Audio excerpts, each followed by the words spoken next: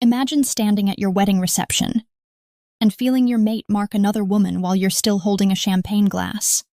Not a rumor, not suspicion. You feel it, through the bond. And then he walks back into the room, with her, in red.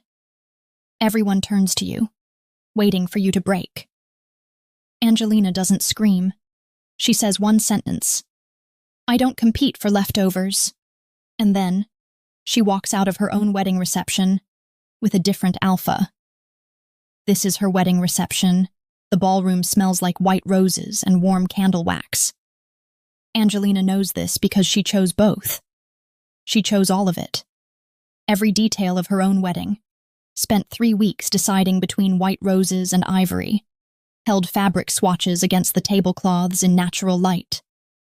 Tasted 7 cake fillings before she landed on vanilla with raspberry center, because Darien mentioned once, casually, not even to her, to his beta, that raspberry was his favorite. She heard, she remembered, she ordered it. She does things like that. 3 months ago, Darien stood in this empty ballroom with her, before the tables, before the flowers, just the two of them and the bare floor and the chandelier that wasn't lit yet. He stood behind her with his chin on her shoulder and his arms around her waist, and he said, "This is where it starts. Our legacy. Right here." And then he pressed his lips to the side of her neck, just below her jaw, that exact spot.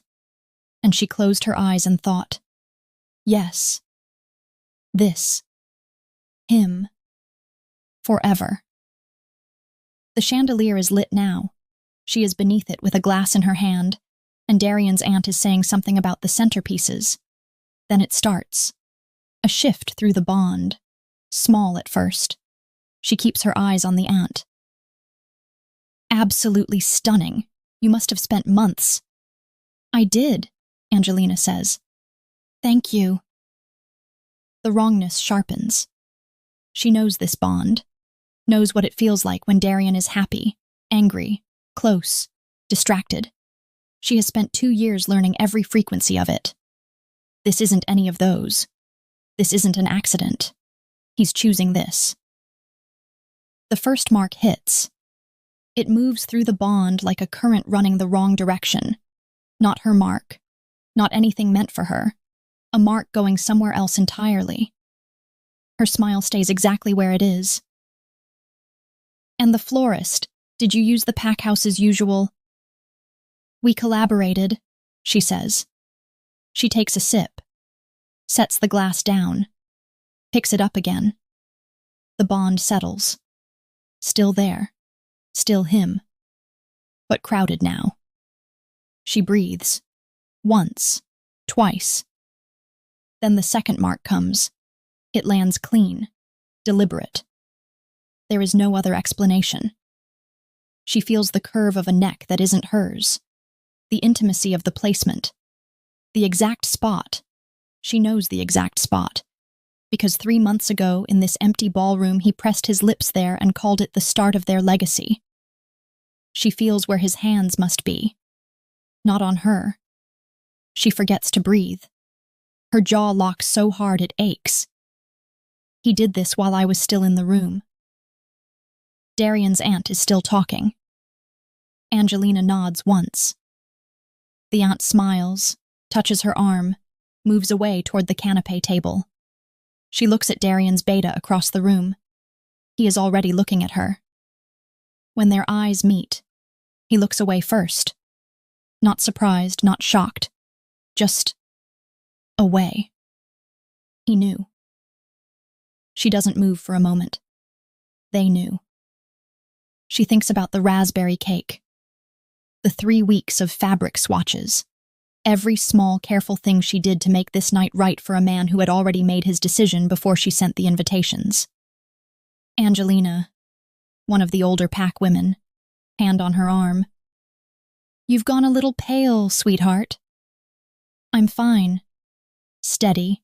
Correct. Excuse me.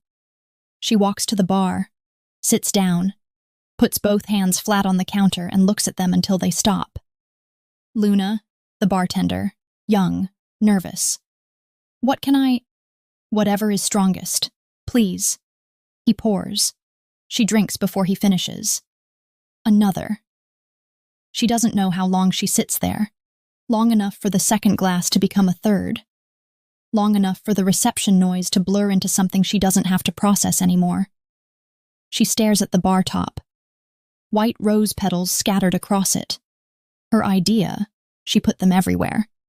And she picks one up and puts it back down. I would have given you everything. The thought just arrives. I was going to give you everything. She picks up her glass. It trembles, just slightly, before she gets control of it. She presses her lips together hard. One tear, just one, slips out before she can catch it. She wipes it away like it was a mistake. Looks straight ahead. Then the room changes. No announcement. No drama. The temperature drops, and every wolf in the room feels it at once. Conversations don't stop, but they lose volume. People near the entrance step back without deciding to. Angelina doesn't look up. Footsteps. Unhurried. Even. A figure settles 2 seats to her left. Says nothing. The bartender moves to serve him, and his hands aren't quite steady. He sets the glass down a little too carefully and gets away from the bar faster than he needs to. She notices that. The man to her left drinks whatever he ordered. Says nothing. Takes up a certain amount of space in a way that should feel threatening and doesn't. A full minute passes. She reaches for her glass. Her fingers miss it slightly, elbow slipping off the bar edge. And she tips, not far, and a hand closes around her arm. Steadies her. Lets go. She looks up. He's already looking at her. Not with pity. Not with that careful, sideways, sorry expression she's been getting all night. Just looking. Steady. Like he has nowhere else to be and nothing to prove. Dark eyes. Jaw unshaved. A scar along his left collarbone visible above his open collar. He is not dressed for a wedding. He doesn't smile. A beat of silence. Do you want to stay? She looks at him. Quieter. You don't have to. She holds his gaze for a moment. Then she picks up her glass, finishes it, sets it down on the scattered rose petals, stands. Behind her, the ballroom doors open. The quiet moves through the room, table by table. She doesn't turn around, but she feels it through the bond. His presence arriving back into the room, and beside it, close, present, marked, the other woman. Here, in the same air. She turns anyway. Darien stands in the doorway, his hand at the small of a woman's back. A woman in a red dress. Red, in a room built in white. A fresh mark on her neck. Still flushed, still warm, visible to every wolf in the room who knows what they're looking at. Every wolf in the room looks at Angelina. She doesn't give them anything. Across the room, Darien is laughing at something a visiting alpha said.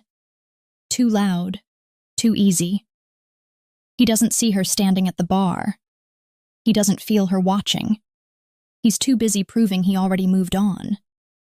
Then the woman in red walks over, not with Darien, by herself, uninvited. She stops 2 feet away and lets her fingers drift to the fresh mark on her neck. Slow, deliberate, making sure Angelina sees it. You should have fought harder, she says softly. Some of us did. The room contracts. Every wolf within earshot goes very still. Angelina looks at her, takes her time. For a man who already decided? A beat. I don't compete for leftovers. The silence after that has weight. Angelina turns. The man at the bar has already set his glass down. He says one thing. Angel.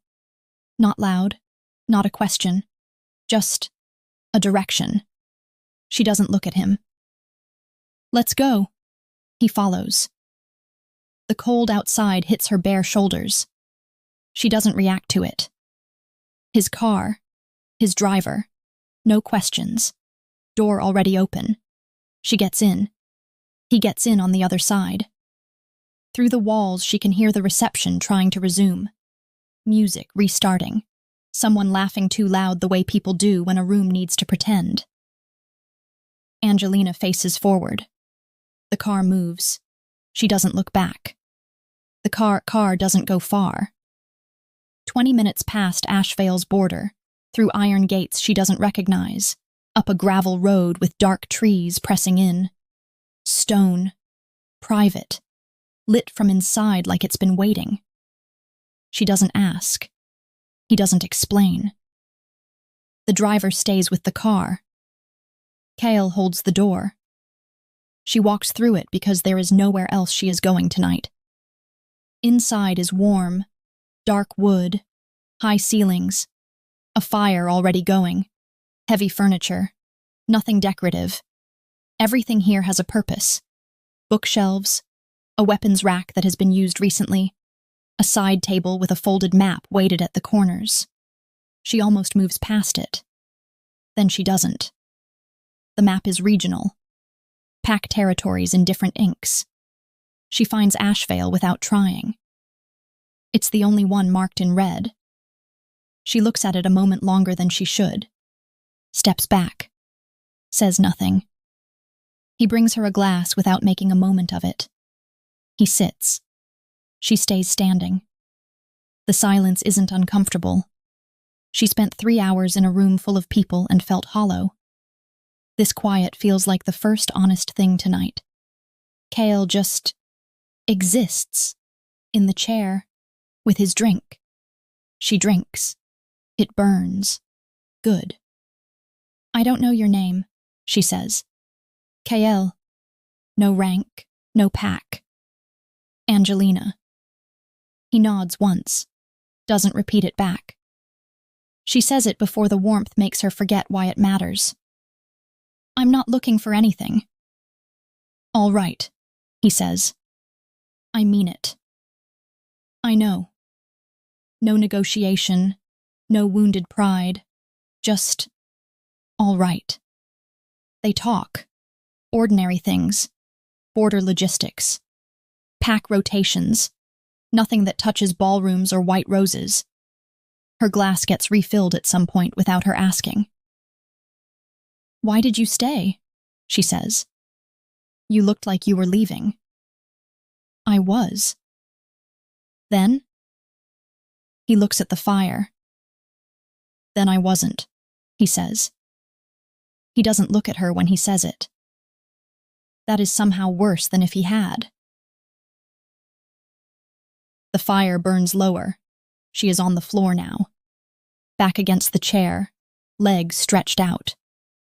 Her shoes somewhere across the room. He thought I couldn't give him children, she says. Kale doesn't move. His physician told him months ago, so he decided, without asking me, like I was a calculation. Is it true? Quiet, no judgment. I don't know. We never tried. Silence. He didn't ask you. No. He just decided. Yes. Something pressing behind her eyes.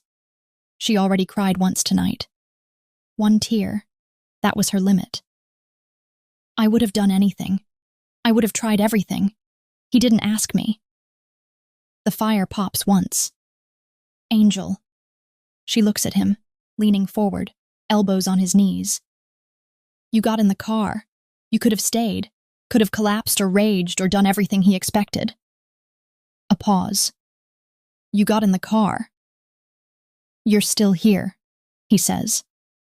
Like it's a fact that matters. She looks away fast. Her throat does something she doesn't control for 2 seconds. Then she gets it back. Don't, she says, softer. He sits back, says nothing. She doesn't know what makes her stand up. She doesn't know what makes her cross the room. She is in front of him before she finishes deciding to. Close enough that he has to look up. Angel, don't. Not angry, certain. Don't say anything reasonable. I have had enough reasonable tonight. He goes still. She grips his collar. Don't be kind to me tonight, she says. His hand slides from her waist to the curve of her spine. Slow, testing. She doesn't pull away. He leans in, stops half a breath from her mouth, waiting. She closes the distance. The kiss is not gentle. It is hunger with nowhere else to go. His restraint breaks in increments. Hands tightening, jaw rough against her skin, breath uneven. He lifts her. Not dramatic. Not tossed. Just strength. Her back finds the wall. Her hands slide into his hair. Her wolf says mine. He growls. Low. Not at her. At everything else. Still just tonight, she says, against his jaw. His grip tightens. Angel, he says, like it isn't new, like he has always known her name. And then there is no more talking. Dawn comes gray through the curtains. She is awake before it fully arrives. She sits up slowly. The fire is cold. The room quiet. She looks at him. The jaw. The scar along his collarbone. One hand open near his face. Relaxed in a way she suspects he isn't when he's awake. She gets up carefully. Finds her shoes. Her bag near the door. She reaches for her coat on the chair. It isn't there. She looks down. She's wearing his. Heavy. Dark. Still warm the way fabric holds warmth after a body has been in it. It smells like him. Exactly like him. She stands there for a moment. Then she picks up her bag and opens the door. His breathing has changed. Barely. Almost nothing. Just the faintest shift. He's awake. He heard her. She said just tonight. He said all right. He is lying there letting her go because that is what she asked for. She doesn't look back. She opens the door and walks out. She is still wearing his coat. The driver is outside, coffee in hand, no expression. She gets in. Ashevail, she says. The car moves. The iron gates pass. Then the trees. Then open road. 20 minutes from the border, her phone buzzes. One notification. Pack Community Board. Posted while she was still inside that lodge. The image loads slowly. The Great Hall. Their Great Hall. The head table where she sat at every pack dinner for 2 years. Where she arranged the seating charts, and chose the linens, and made sure the alpha's chair was always pulled out first. His mistress is sitting in Angelina's chair, smiling. The mark on her neck fresh and visible. The future Luna of Ashevail. Angelina looks at it for a long time. Then she turns her phone face down on the seat. Her hand moves to the lapel of Kale's coat. She doesn't pull it tighter. Just rests her fingers there for a moment. Then she drops her hand. Faces forward. She is going back. She is walking through those doors. And she is not taking this coat off. The Ashevail gates are already open when the car pulls up. Someone called ahead. Of course someone called ahead. She sits in the back seat for exactly 3 seconds after the car stops. Long enough to see the 2 pack members at the gate trying very hard not to look at her and failing. 3 seconds. Then she opens the door. The coat. She made the decision somewhere on the road back. The coat stays.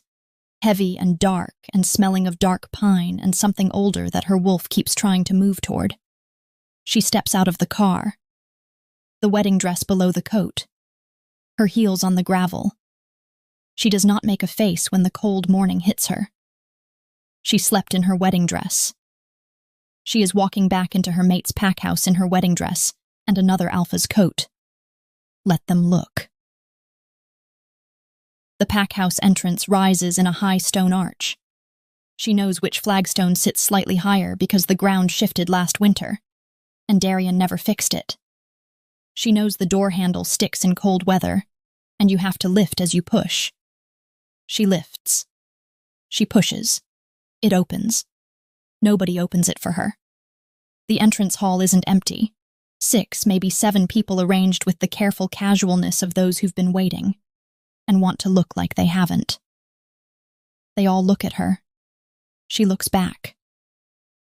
No one says welcome home. She walks toward the staircase. Marcus, Darien's beta, who smiled at her wedding yesterday and looked at the floor when their eyes met last night, steps forward. Luna, move. Quiet. No heat in it. He moves. She reaches her rooms without seeing Darien. Everything is exactly where she left it yesterday morning, when she was still a woman getting dressed for her wedding. She slips one arm out of the coat, stops, finishes removing it, folds it carefully, places it on the reading chair, looks at it for a moment. Then she goes to the bathroom, turns the shower as hot as it will go, and stands beneath it until the water runs cold. When she dresses again, she picks the coat back up. It's practical, she tells herself. The corridors are cold. She carries it to the study. The study door is closed. Her access panel blinks red when she enters her code. She tries again. Red. Then she looks down. Her nameplate, Luna Angelina, pack administrator, rests on the floor. Not thrown, not broken, just set aside, as if someone removed it and didn't consider her worth placing it properly. She picks it up, sets it on top of the coat, tries the door handle instead. It opens. They changed the code, but not the manual lock. An oversight. Small. Telling. She walks inside and sits down, places the nameplate on the desk in front of her, the coat over the chair arm. For 1 second, she thinks about a map she has no business thinking about. Then she begins working. She sees the mistress for the first time at midday, shorter than expected. Dark hair, young, wearing one of the pack house guest robes, a stack of folders tucked under her arm that Angelina recognizes immediately. 43 active grievance cases. Angelina built that system. The stack tilts at the wrong angle. Pages already sliding. The mistress sees her, lifts her chin. I suppose I'll need to get used to this workload, she says brightly, loud enough for the corridor to hear. Luna responsibilities can't sit idle. Angelina glances at the stack. They shouldn't, she says calmly. You're holding them upside down. The mistress flushes, adjusts. 3 pages slip free anyway and drift to the floor. Case 41, the Harrow boundary dispute, 18 months unresolved. Angelina looks at the fallen pages, then back at her. The East Wing study has a sorting table, she says. More space. You'll need it. The mistress turns to go, stops, looks back over her shoulder. I won't be in the East Wing forever. Angelina doesn't turn. That depends, she says evenly, on whether you're chosen or just convenient. She walks away, doesn't look back. Darien enters the study without knocking. She keeps her eyes on the document. He closes the door. You came back. I live here. He moves closer. His nostrils flare. Then it hits him. A scent that doesn't belong. Male. Alpha. Not Ashevail. Who touched you? She looks up slowly. Careful. His hand slams against the desk. You are my Luna. The wolf lives fully in his voice now. Her eyes harden. You marked another woman at our wedding. Silence. He steps closer. You're still mine. She stands, faces him, one steady beat. Then act like it. He has nothing. Not one word. She watches the moment he realizes it. And then, just for a second, something passes over her face. Not rage. Something older. Worse. I ordered raspberry cake, she says quietly. He blinks. 3 months ago, you stood behind me in that empty ballroom and told me this was the start of our legacy. I heard you. I remembered. I built it in. Her gaze shifts briefly to the coat on the chair arm, then back to him. You didn't even notice the cake. The room stills. He has nothing. She seals herself back into composure, picks up her pen. Close the door on your way out. 3 seconds. The door shuts. His footsteps retreat faster than they approached. She sets the pen down, lifts the nameplate. Luna Angelina, pack administrator, opens the top drawer, places it inside, closes the drawer, picks up her pen, resumes work. The Elder Council meeting is at 3. She arrives 2 minutes early and sits before them. 5 elders, loyal to Ashevail. She knows their tea preferences, their grandchildren's names, whose knee aches in winter. 3 months ago, they decided her future without inviting her into the room. Elder Crow clears his throat. Luna Angelina, we appreciate your— I'm going to stop you there. He does. I know what this meeting is, she continues, and I want you to know that I know, not as a threat, so we don't waste each other's time. Silence settles around the table.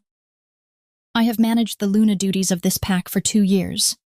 The accounts, the correspondence, the 43 grievance cases, the seasonal agreements, the supply contracts that renew in 6 weeks that no one else here knows the terms of.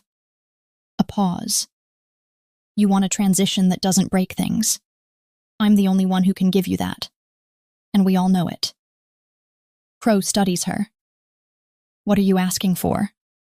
Time, she says, and respect, while I determine what comes next. And if the Alpha requests, let me worry about the Alpha. She stands, folders in hand, the coat over her arm. Thank you for the meeting. She walks out. That night she eats in her rooms. Sarah brings the tray, stays, falls asleep in the reading chair with her shoes still on. Angelina stands at the window. The grounds are quiet. Lights on in Darien's wing. The mistress's window lit too. She lifts the coat, holds it. Pine. That older scent beneath it. Faint. But there. She thinks about a map marked in red. Not yet, she tells herself. Her wolf does not argue. It starts 3 weeks after the wedding. She knows what it is before she's fully awake. The warmth under her skin that has nothing to do with the room temperature. The fireplace across the room is cold. She's sweating anyway. Heat season always hit her hardest after stress, as if her body punished her for surviving. Her wolf is awake, restless. The pull through the bond sharper than it has been since the night it went wrong. She sits up slowly, presses both hands flat against the mattress. All right, she says quietly, like a promise to herself. All right. She gets through breakfast, gets through correspondence, gets through a staff meeting, and the question of whether the solstice gathering is still happening. Scale it back, she tells them. Family only. She gets through all of that. By midday, she's back in her rooms with the door closed. The bond pulls, toward him, toward Darien, the fated bond doing what fated bonds do regardless of everything else. The pull doesn't care. She picks up the coat from the reading chair, holds it. Dark pine, that older thing underneath. Not the fated pull, she thinks. Something chosen. She breathes through it until the worst of it eases. It takes a long time. She hears Darien at 2 p.m. Not footsteps. His voice, from the corridor below, carrying in a way that tells her his control is already going.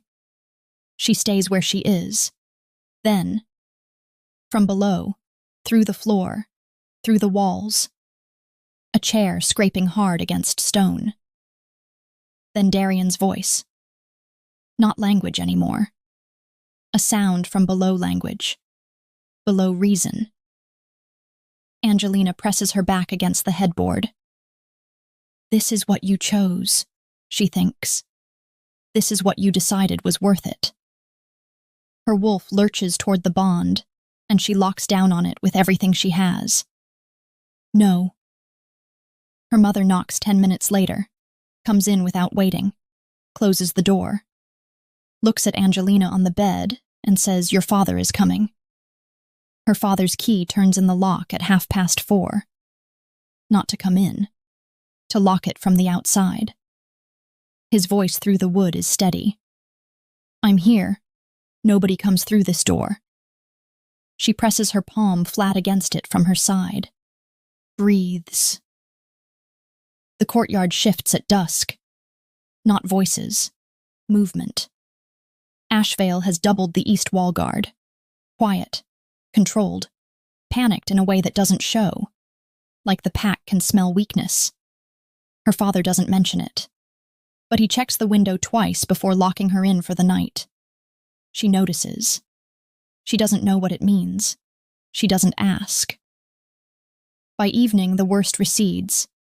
"You held," her father says when he unlocks the door. She nods, then he leaves. Sarah arrives at 7. Her expression says everything before she speaks. "He went feral in the main hall," Sarah says.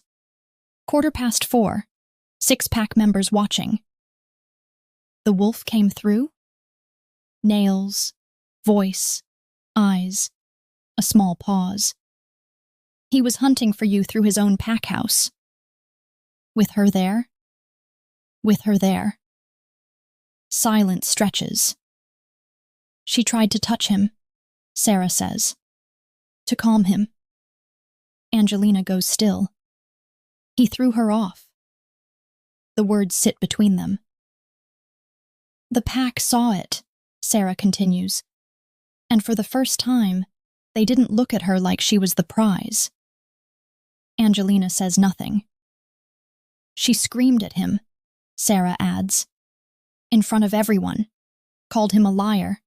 Said he promised her. Then she locked herself in the west wing and hasn't come out." Angelina turns toward the window. Darien's wing is lit. The west wing, too. 2 people in separate rooms of a pack house neither of them truly owns. She is getting ready for bed when the notification comes. A direct message. Neutral sender ID. A territory code she has to look at twice before she places it. Iron Vale. 1 line. Ashevail supply contracts with the Eastern Mills. The 60-day clause. Make sure you read it before you sign anything. Twice. No name. No greeting. She reads it 3 times. Pulls up the contract file. Finds the clause. Reads it carefully. He's right. She would have caught it, eventually. But not before the 30-day window closed. She studies the sender code for a long moment. Twice. Then she closes the tablet. Reaches for the coat.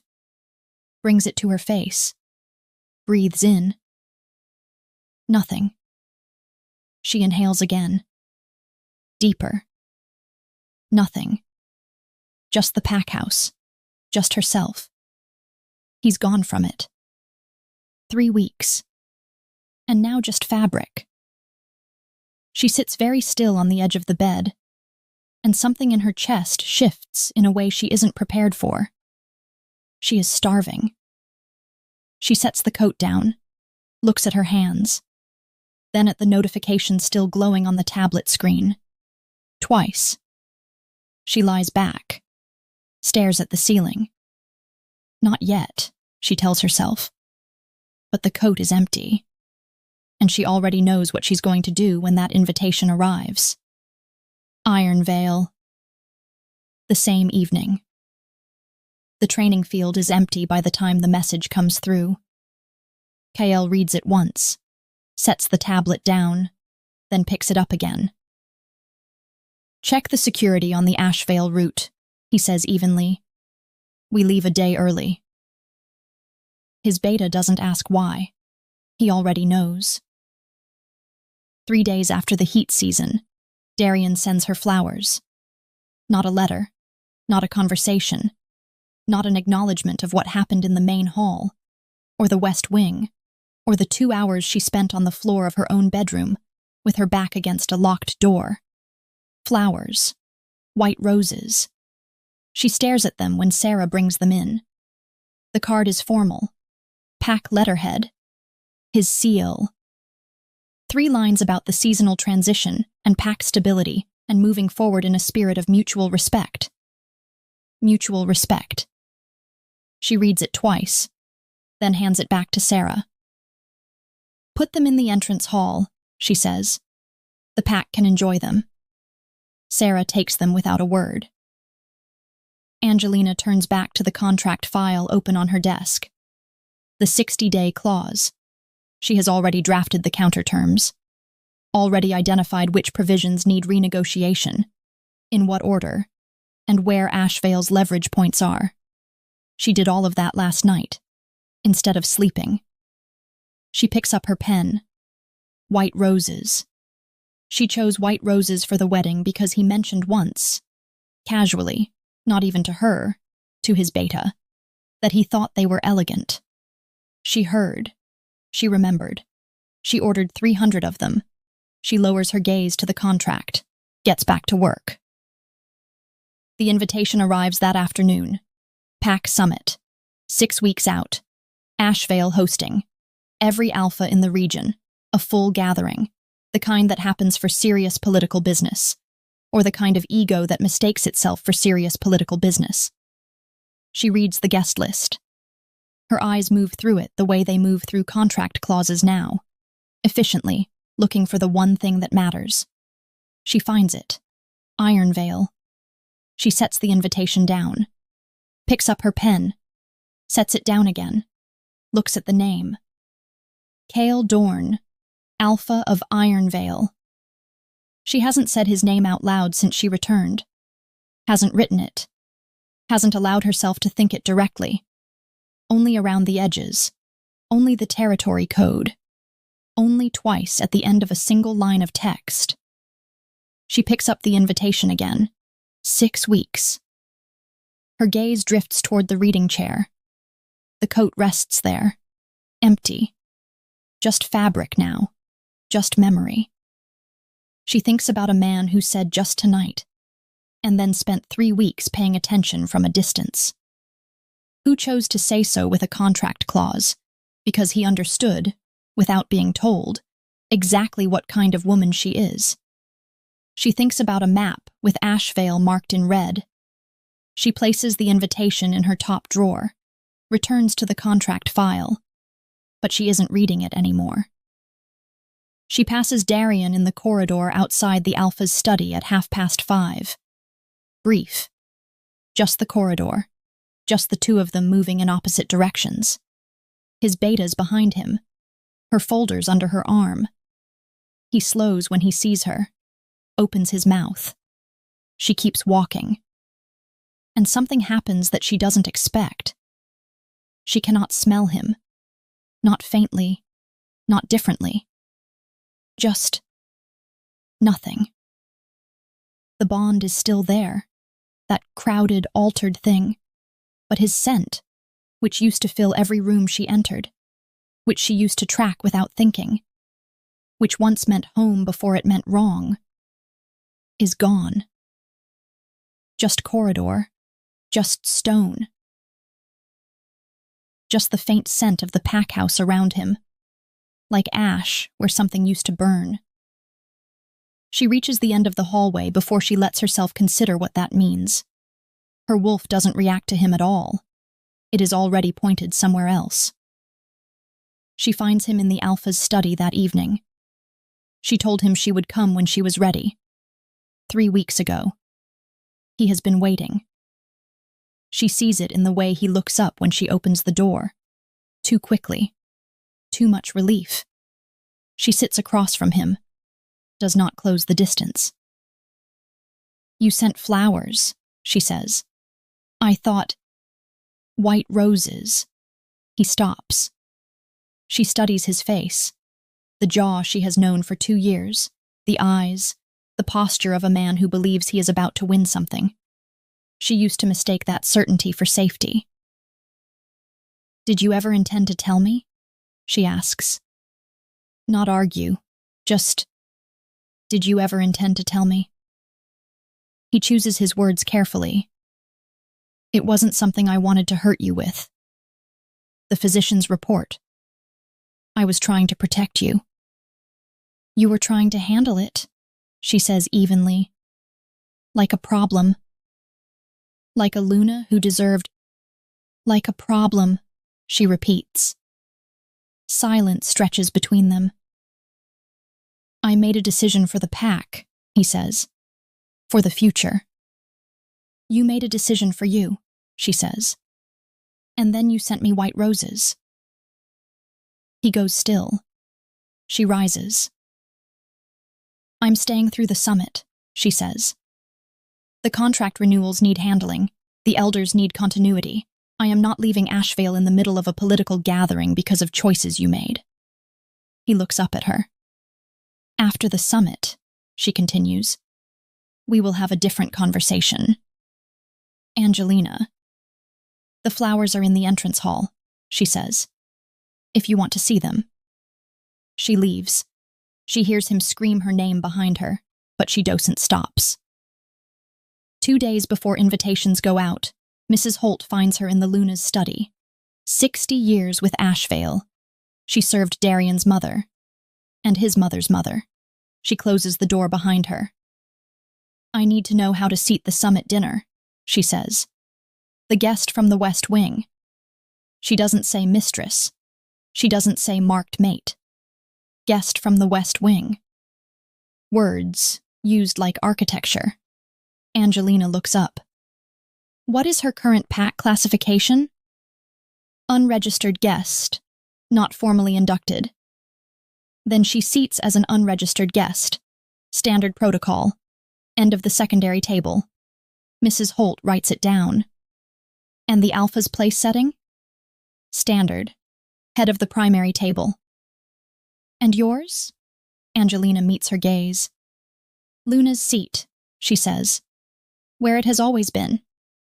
Mrs. Holt closes her notebook. Yes, Luna. She leaves.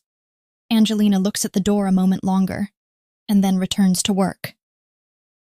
That night, with her door closed, she allows herself to think about what she told Darien. I'm staying through the summit. The summit with every alpha in the region. The one with Ironvale on the list. She sits in the reading chair, lifts the coat. She knows it's empty. Has known for days. Still, she reaches for it. Habit now. The way hands move toward something long before the mind gives permission. She rests it in her lap. 6 weeks of an empty coat. A pack house that smells like ash instead of home. A bond pulling in a direction she cannot give it. A tablet she checks more than she should. She picks up the tablet. Opens the message from 3 days ago. Twice. Then opens a new one. Types the territory code. Types one line. The 60-day clause. I read it. Twice. She stares at it. Sends it. Sets the tablet down.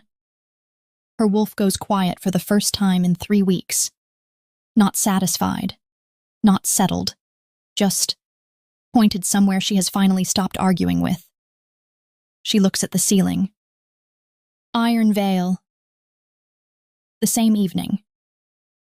The training field is empty when the message comes through. Kale is the only one still on it. He usually is. The tablet rests on the bench at the field's edge. It pings once. He doesn't move immediately, finishes what he's doing, then walks over, picks it up, reads it. One line, the 60-day clause. I read it, twice. His expression remains neutral. His eyes shift. Something settling there, something decided. He sets the tablet down. Rand stands at the edge of the field, waiting, pretending not to watch. Check the security on the Ashevail route, Kale says evenly.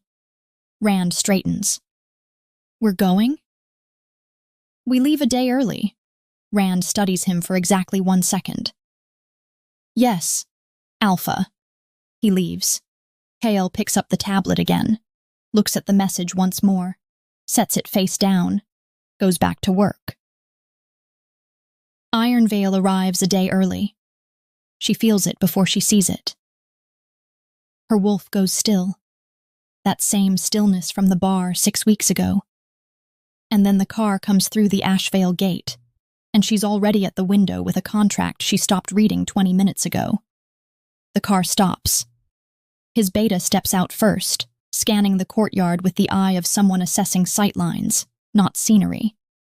Then the other door opens. She presses one hand flat against the glass. Kale looks up at the building, takes it in. Then his gaze shifts. Up, across, deliberate, and lands on her window. She steps back. Her wolf makes a sound she doesn't have language for. She picks up the contract, sets it down again. 6 weeks, she told herself. She held 6 weeks. She doesn't go downstairs immediately. She changes. Not for him, she tells herself, but into something that fits properly. Fixes her hair, picks up her folders, leaves the coat on the reading chair. Then she goes down.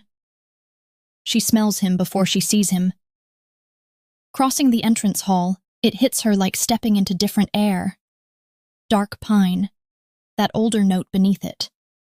Not faint, not memory, present. Cutting straight through the stale residue that has clung to these corridors for weeks. Like a window opening in a room that forgot what outside smelled like. Her wolf lunges. She keeps walking. She turns the corner into the main corridor. He's at the far end. His beta speaking to one of Darien's men. Kale standing slightly apart, one hand in his pocket, unhurried. Then he looks up. Their eyes meet. Neither moves. He says something quiet to his beta and starts toward her. She doesn't step back. He stops in front of her. That same distance as before, close enough that retreat would be deliberate. She doesn't retreat. Angel. Just that. After 6 weeks of territory codes and a single word on a screen.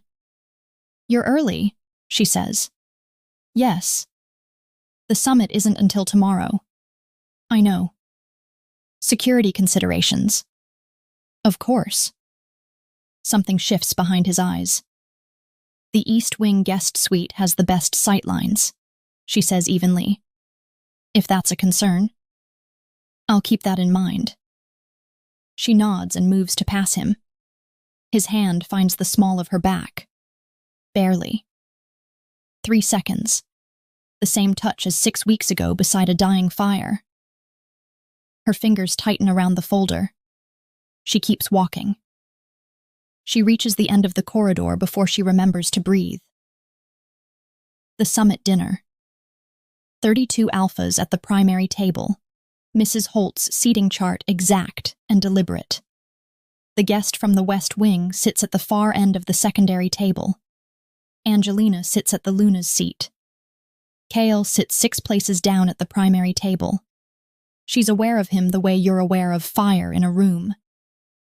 Darien hosts, attentive, confident. She watches him move through the table and thinks about how long she mistook performance for substance. Then his eyes land on Kale. Just a flicker.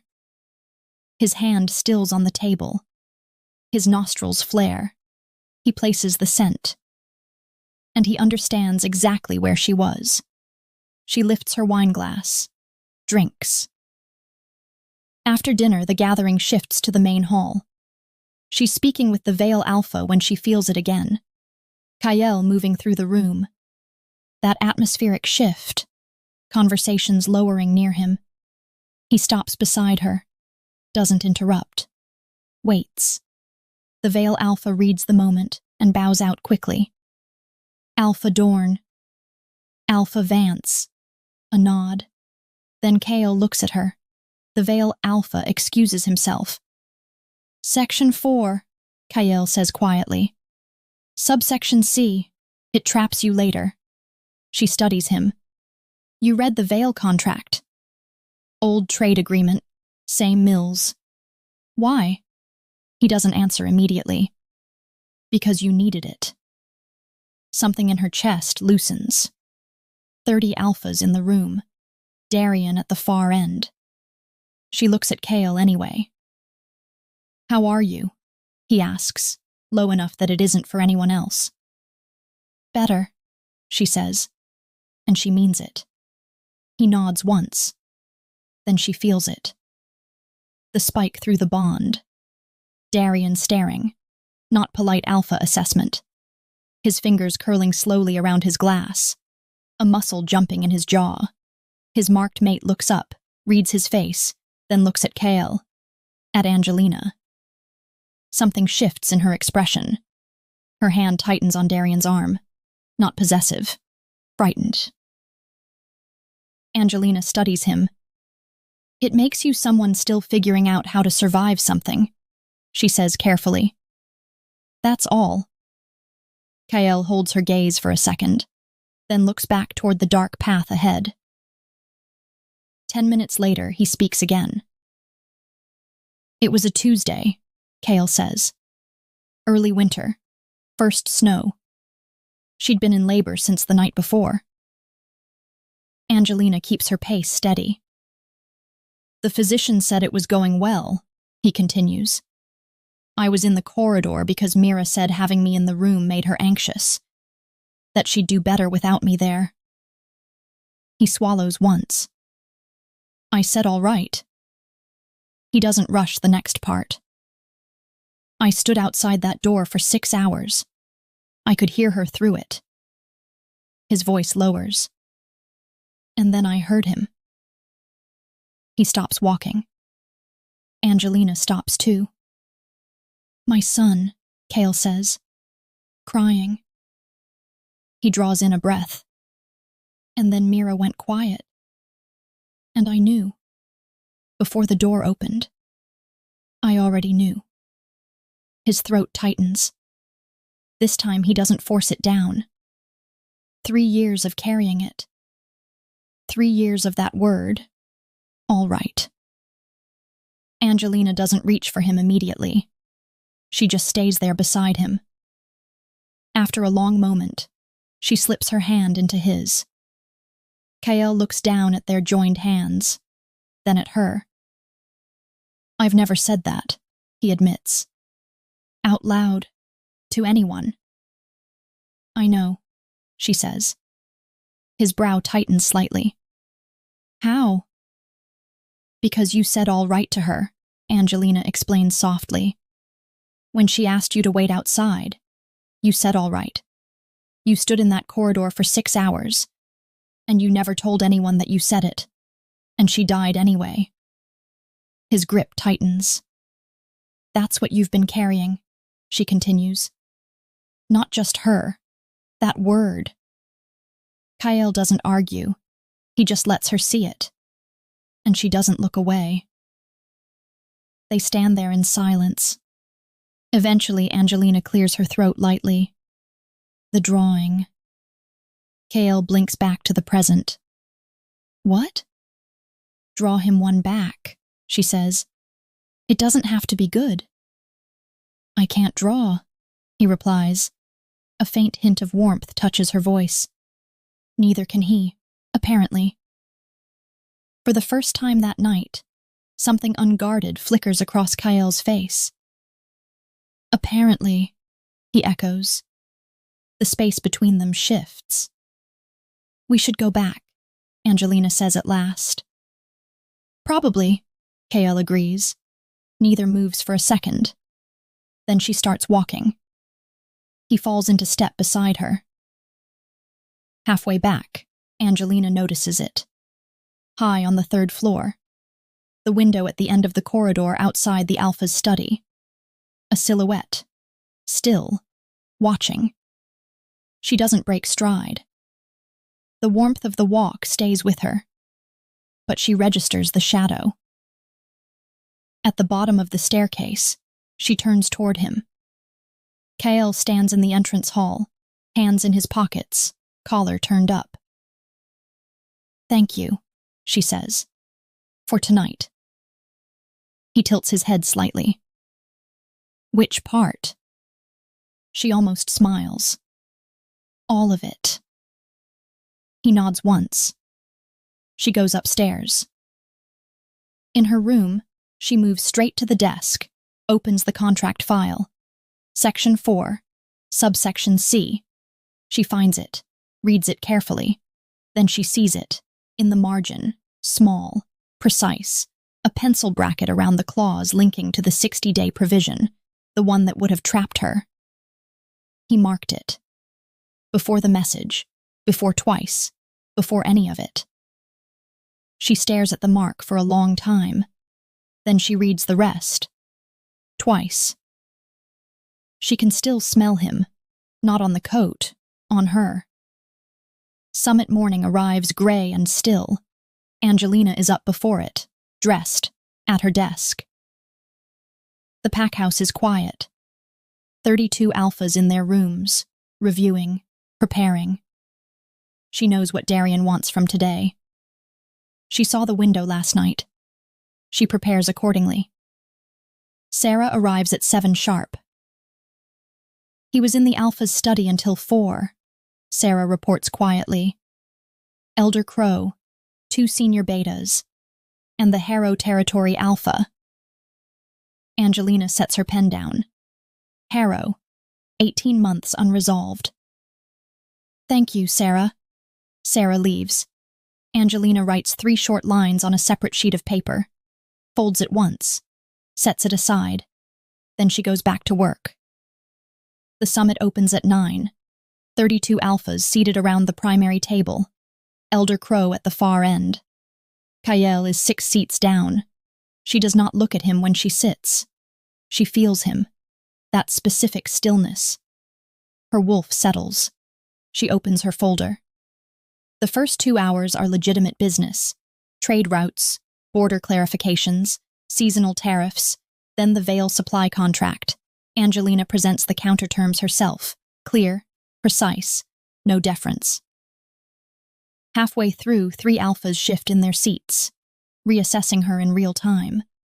The Veil alpha studies the page, then nods once. We accept. He expected to negotiate further. He can't. She closes the file. Darien waits until after the midday break. Smart. The room is slower now, looser. He rises deliberately, palms resting lightly on the table. Voice calm, controlled, almost reasonable. Before we close, Darien begins, there's a matter of internal stability I'd like to address. Angelina sets her pen down. Darien continues, eyes sweeping the table. The Ashevail Luna position. There's been ambiguity in recent weeks. No one interrupts. Under pack bond law, he says evenly, the Alpha's chosen mate holds Luna rank regardless of fated bond status. The regional compact recognizes chosen marks as legally binding. A pause. From 6 seats down, Kale speaks without raising his voice. Article 9. The room stills. Subsection 4, Kale adds calmly. Darien turns his head toward him slowly. I've read it, Kale continues. Twice. A ripple moves through the alphas nearest him. Kale doesn't look at anyone else as he speaks. Article 9 recognizes chosen mates, but it includes a precondition. The fated bond must be formally severed or mutually relinquished before Luna rank transfers. His tone remains level. Has it been? Kale asks. Formally, by mutual relinquishment. 32 alphas turn toward Angelina. She meets Darien's eyes across the table. No. Flat. Final. Darien pivots immediately, voice tightening at the edges. Then the council will determine. Kale cuts in, still seated, still calm. The council cannot relinquish a bond on her behalf. Now he looks directly at Darien. Relinquishment belongs to the bonded party, not the council, not the alpha. Silence falls heavy. Darien scans the table. No one meets his eyes. No one rescues him. When he speaks again, the reason is gone. His voice lowers. Possessive now. Then I'll take what the bond already gave me. Across the table, Kale doesn't blink. Try. One word, no heat, no volume. The air tightens. Darien's jaw locks. He straightens fully now. I am formally challenging Alpha Dorn, Darien declares, louder this time, for interference with my pack's bond and influence over my mate. Kale rises without hurry, doesn't break eye contact. Name the time. They clear the courtyard within the hour. All the alphas form the witness ring. Angelina stands at the perimeter, her mother on one side, Sarah on the other.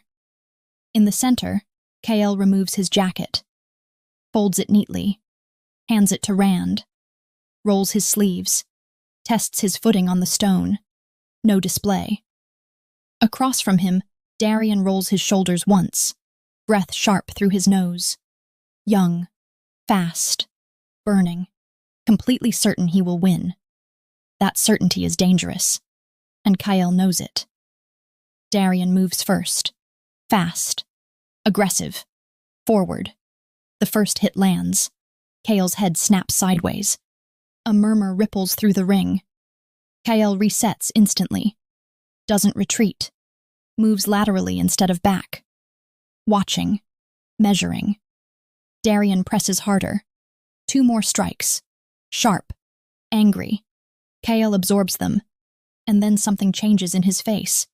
He has what he needs. From there, Kale shifts rhythm. Controls distance.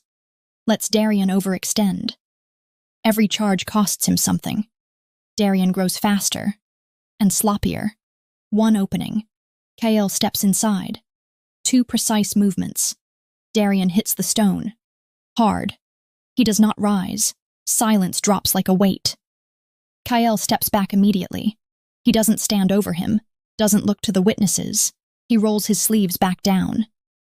In the ring, 2 alphas exchange a glance. Then they nod. Toward Kale. Power shifting. No one says it. They don't need to. Kale takes his jacket from Rand, slips it on. Then he walks straight to Angelina, stops in front of her. His voice is low now, only for her. Are you hurt? No. She holds his gaze. Good. A small pause. He glances past her at the silent ring of alphas. Do you want to stay here? Kale asks. Angelina follows his gaze. 32 powerful men suddenly fascinated by the courtyard stones. No. Kale nods once. Let's walk. They move through the pack house in silence. At the entrance, the mistress stands waiting. Travel shoes on, bag at her feet, already packed. She looks at Angelina, opens her mouth, stops. Something unguarded flickers there. Angelina holds her gaze, says nothing. Neither apology nor cruelty. They leave it unfinished. Angelina walks through the doors. Kale follows. Cold air hits her shoulders. She inhales. Less pressure. Less noise. The bond is still there. But it isn't pulling anymore. They walk past the garden. After several steps, Kale speaks. Harrow case. She turns slightly toward him. You have standing to escalate under regional arbitration, Kale continues. I marked the clause. I found it, Angelina replies. In the margin, Kale says. Angelina nods. In the margin. A quiet flicker of approval moves across his face. I wasn't sure you'd see it, he admits. She glances at him. You knew I would. Kale studies her for a second, not arguing that. Then more softly he says, You read it, at 2 a.m. It was a short message. It was enough. They continue walking, gravel shifting under their steps, the pack house lights shrinking behind them. After a moment, she speaks again. Kale. He turns his head slightly toward her. Yes. She keeps her eyes forward. After I go back for my things, after all of this is settled. He waits, doesn't interrupt. What happens? She asks quietly. When I come to Ironvale. Kale doesn't hesitate. You come to Ironvale, he says, and we figure out the rest. She glances at him now. That's it? That's it. She searches his face, looking for something complicated. Finds nothing except certainty. Then she looks ahead again, and gives him the word he once gave her. All right. He hears the weight in it. Doesn't smile. Doesn't change pace. But something in him settles. Like a door closing softly instead of slamming. They keep walking, side by side. They go back 3 days after the summit. Not immediately. Kale doesn't push. Angelina doesn't rush. The Harrow escalation is filed. The Vale contract signed and witnessed. The formal challenge documentation submitted to the Regional Compact Office. Elder Crow performing the task with visible restraint. She closes the last file, looks up at Kale. I'm ready. He doesn't hesitate. All right. They go. The drive to Ashevail takes 40 minutes. Angelina watches the road, the flat approach, the border stones, the stretch she once drove in a wedding dress. Kale sits beside her, not touching, not speaking, just there. She finds it steadying. The Ashevail gates are open. The 2 pack members at the entrance straighten when the car pulls in. They look at Kale first, then at her, then they step aside. No command given. The courtyard remembers. The car rolls through. At the pack house entrance, Angelina steps out first. She knows every inch of this stone. She reaches for the handle. Before she can push, the door opens from inside. Sarah stands there, hands folded, eyes red, but steady. Luna, Sarah says. Sarah, Angelina replies softly. You don't have to. I know, Sarah answers. I wanted to. Angelina nods once and walks inside. Kale follows, silent. A handful of pack members linger in the hall. They look at Kale, then at Angelina. Then most of them lower their eyes. Not shame, recognition. Angelina doesn't comment. She walks to the staircase. No one blocks her. Her parents are waiting in her rooms. Her mother turns first. Her father doesn't move. He studies Kale carefully. Kale meets his gaze. No challenge, no dominance, just steadiness. After a long moment, her father steps forward. He extends his hand. Kale takes it. The handshake holds a second longer than required. Then her father releases him. That is his approval. Her mother crosses the room and pulls Angelina into an embrace. No speech. Just contact. Angelina packs efficiently. Photograph. Files. 3 books. The perfume she chose for herself. She opens the top drawer of her desk. The nameplate rests inside. Luna Angelina, pack administrator. She lifts it, studies it for one quiet breath, then sets it on the desk. Face up. Not hidden, not thrown, left. She closes the empty drawer, picks up her bag. When she steps into the corridor, Kale is waiting outside. He never entered her room. She notices that. One more thing, she tells him. He nods once. I'll be here. She finds Sarah in the East Wing study. Sarah looks up immediately. The Harrow escalation is filed, Angelina says. Confirmation comes within 10 days. Take it straight to Crow. Don't let it sit. I won't, Sarah answers. The rest of the files are in the red folders. I know where they are. A pause settles between them. Sarah steps closer. 2 years ago, Sarah says quietly, you told me the pack runs on the people who pay attention. Angelina watches her. You taught me how. Angelina reaches out, briefly squeezing Sarah's hand. You're going to be fine. Sarah inhales. I know. Then softer. Are you? Angelina answers without hesitation. Yes. And she means it. She turns the corner and almost walks into him. Darien. They stop. He looks different now. Not broken. Diminished. The corridor doesn't bend around him anymore.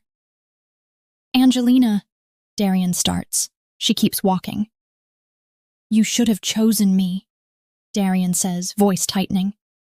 She pauses. Just once, without turning back. I did, she answers. Then she continues forward.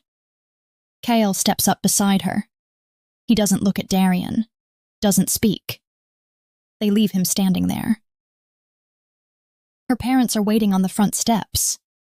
Her father steps forward again, offers Kale his hand a second time. Not formal, personal.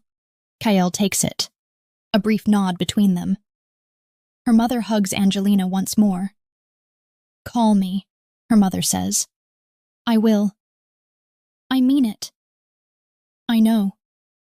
Her mother steps back, studies her daughter's face, nods. Angelina gets into the car. Kale circles to the other side and joins her. The door closes. Through the window, she sees the stone archway, the Ashevail crest, the uneven flagstone that was never fixed. Sarah stands at an upper window, watching. The car begins to move. The gates close behind them. Angelina faces forward. She doesn't look back. This time, it doesn't hurt. 10 minutes down the road, something shifts inside her, like a voice fading the further you walk from it.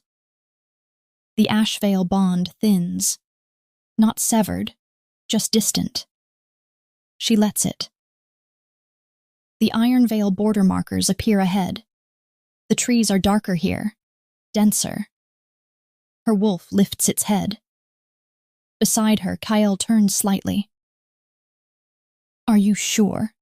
He asks quietly. He isn't claiming. He's offering. Angelina looks at him fully before answering. I've thought about it. A small pause. Twice. A subtle shift touches Kale's expression. He faces forward again. She does the same. They drive on.